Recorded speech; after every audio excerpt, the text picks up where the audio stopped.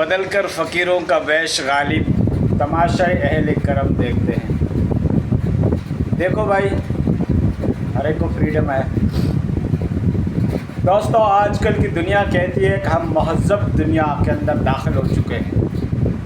Modernisation زمانہ ہے، educated زمانہ ہے، سائنس اور ٹیکنالوجی کا زمانہ ہے، وی آئی پی سوسائٹی کا زمانہ ہے۔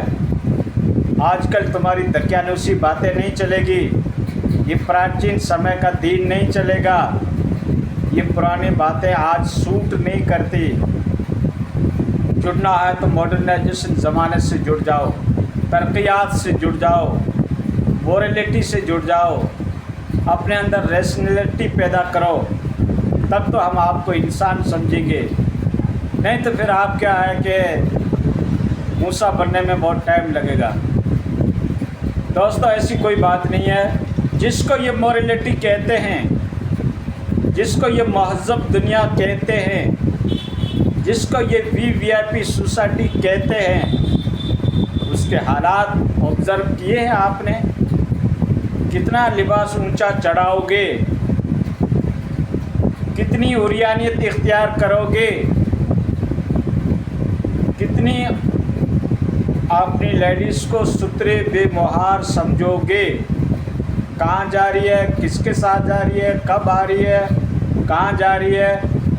اس کو کہتے ہیں کہ لیڈیز کو فریڈم دو۔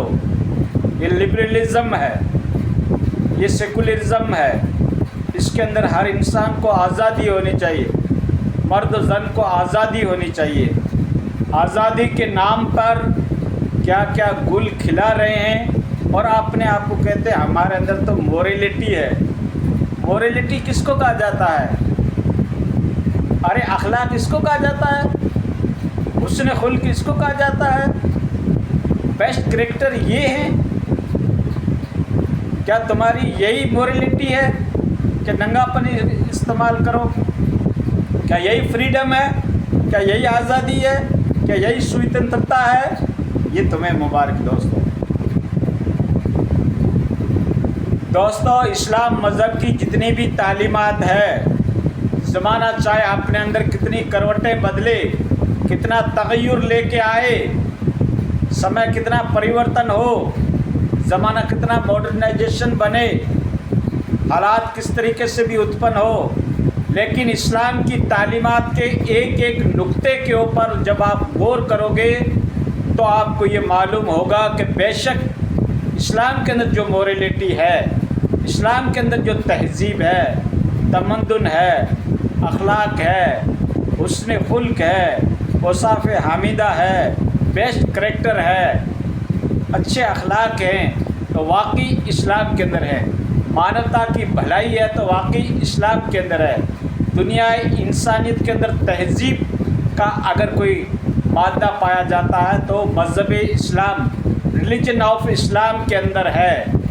یہ ساری باتیں جو انسانی حقوق بھی سکھاتی ہے، انسان کے رائٹ بھی سکھاتی ہے، مانوتا کے ساتھ اچھا ویوہار بھی سکھاتی ہے، اور حسن خلق بھی سکھاتی ہے، ادب اور تمیز بھی سکھاتی ہے، ڈسپلن اور آدرش بھی سکھاتا ہے۔ کون سکھاتا ہے؟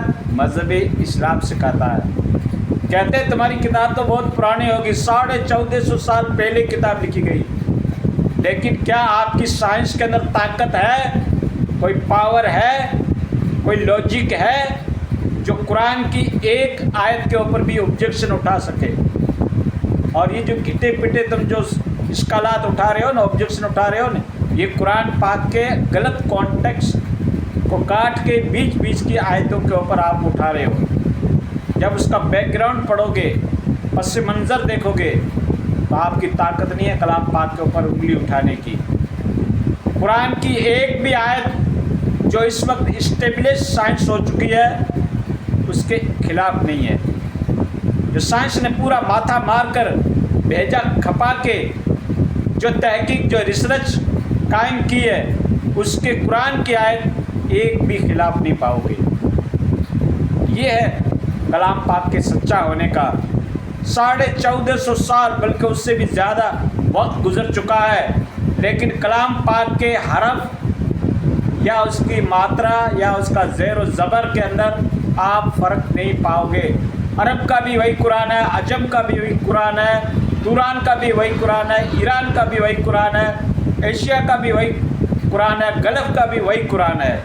ایسا نہیں کہ قرآن کے اندر کوئی ہستکشپ یا امینڈمنٹ یا ترمیم کی گئی ہو، کہیں بھی آپ کو نہیں ملے گا، زیر و زبر کا بھی فرق نہیں ملے گا۔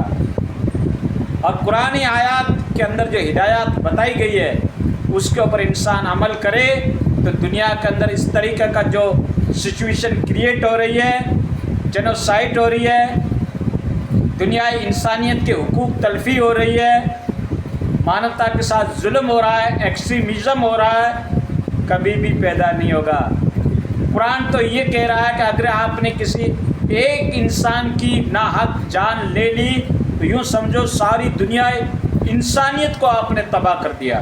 جان لے لی ساری دنیا انسانیت کی، ایک انسان کو اگر آپ نے غلط اگر ٹارچر کیا یا پریشان کیا یا قتل کیا تو یوں سمجھو آپ نے پوری دنیا انسانیت کا قتل کر دیا۔ یہ کس کی تعلیم ہے؟ قرآن کی ہے۔ جو اپنے آپ کو ماڈرن کہہ رہے ہیں، جو اپنے آپ کو ایجوکیٹڈ کہہ رہے ہیں، جو اپنے آپ کو انٹلیکچوئل شخصیات کہہ رہی ہے، جنہوں نے دنیا کے اندر تنظیمیں بنائی، ایمنسٹی انٹرنیشنل بنایا، ہیومن رائٹ واچ بنایا، اور بڑے بڑے انہوں نے تنظیمیں بنائی دنیا انسانیت کے نام پہ، وہ آج کس طریقے کی جینوسائڈ کر رہی ہے، کس طریقے کا تشدد کر رہی ہے، کس طریقے کا آتنک مچا رکھا ہے۔ بڑی مچھلی چھوٹی مچھلی کو کھا جاتی ہے، جس کے پاس پاور ہے، جس کے پاس طاقت ہے، وہ دوسرے کے اوپر ایکسٹریمزم کر رہا ہے، جس کو آپ ایکسٹریمزم کہتے ہو، تشدد کہتے ہو، آتنک واد کہتے ہو، جینوسائڈ کہتے ہو، دہشت گردی کہتے ہو۔ آج جس کے پاس پاور ہے وہ دوسری چھوٹی کنٹری کے اوپر وہ اس طریقے کا سکہ جمانے کی کوشش کر رہے ہیں، اور اپنے آپ کو کہتے ہیں ہم دنیای انسانیت کو انسانیت کا سبق پڑھائیں گے، مانوتا کا دم بھرتے ہیں۔ مذہب اسلام کی جو شخصیت ہے، شارع شریعت ہے، وہ پیغمبر اعظم محمد مصطفیٰ احمد مجتبیٰ صلی اللہ علیہ وسلم کی شخصیت ہے، جس کے خلاف آپ نے 6000 کتابیں لکھ رکھی ہے۔ کتنی؟ 6000 ورڈ کے اندر اللہ کے نبی کی شان کو ڈاؤن کرنے کے لیے کتابیں لکھی گئی، 6000 کتابیں لکھی گئی، لیکن رتی برابر بھی ان کی شخصیت میں کوئی فرق نہیں آیا ہے۔ آج بھی سرچ کرو جا کر نیٹ کے اوپر، سب سے زیادہ دنیا کے اندر محمد نام کے ویکتی پاؤ گے، محمد نام کی شخصیات پاؤ گے۔ ہر مومن اپنے نام کے آگے محمد لکھنا فخر سمجھتا ہے۔ تو اللہ کے نبی کی شان تو اور بڑھ رہی ہے۔